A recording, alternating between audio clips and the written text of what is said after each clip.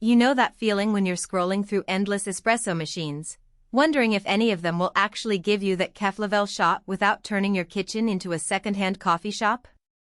You've probably already tossed a few models into the maybe later pile because you don't want to waste money on something that sounds good on paper but ends up gathering dust.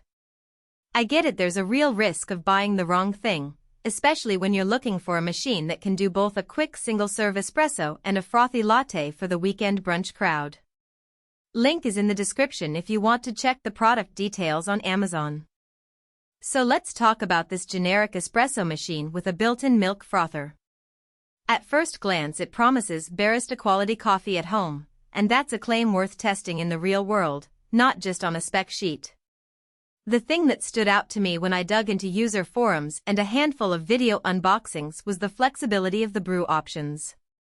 It's not locked into a single serve-only mode. You can pull a solo espresso, a double, or bump it up to 5 cups in one go. That's the kind of versatility you need if you're the type who makes a quick shot before work, then pulls a larger batch for a family breakfast or an impromptu office meeting. Who should actually consider this machine? If you live in a small apartment and don't want a bulky commercial-style espresso rig, the stainless steel body feels compact enough to tuck onto a countertop without hogging the whole space. The built-in frother is a decent compromise for people who enjoy cappuccinos or lattes but don't want to buy a separate steam wand or invest in a separate frothing pitcher. It's also a solid pick for the occasional home barista who values speed because the single-serve cycle finishes in under a minute, and the multi-cup mode can fill a small pot in about 5 minutes. That's handy when you're entertaining and need a steady stream of coffee without constantly pressing a button.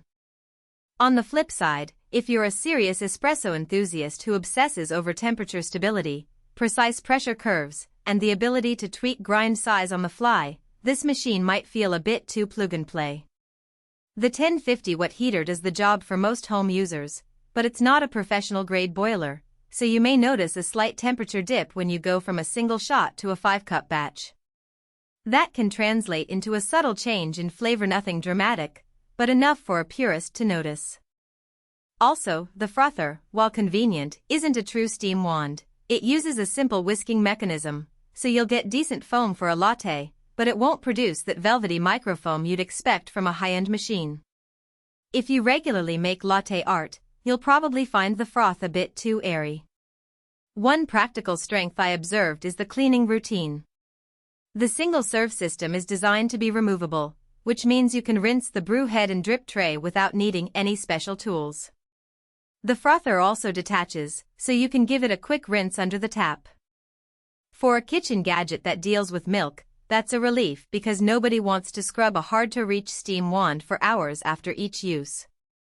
The stainless steel exterior doesn't show fingerprints as quickly as a glossy plastic unit, and it holds up well against the occasional splash of espresso. A hidden trade-off shows up when you think about the water reservoir. It's sized for the multi-cup function, which means you have to fill a decent amount of water even if you just want a single espresso.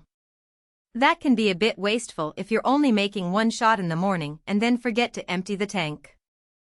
The machine also runs on 220V, which is standard in many regions but could be a snag for travelers or for those living in a country where 110V is the norm. You'd need a step-up transformer, adding another cost and piece of equipment you have to store. Now, let's talk about the day-to-day experience.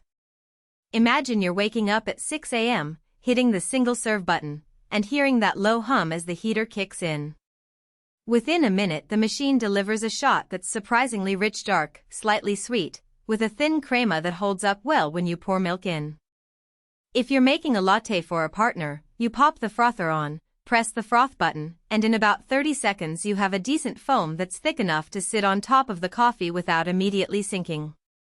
The whole process feels streamlined, and because the machine doesn't have a digital display or a slew of programmable settings, there's less to mess up.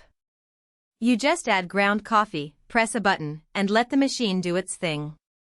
That simplicity is a double-edged sword. If you enjoy experimenting with brew ratios, tamp pressure, or pre-infusion times, you'll feel limited. The machine uses a semi-automatic system with an adjustable brew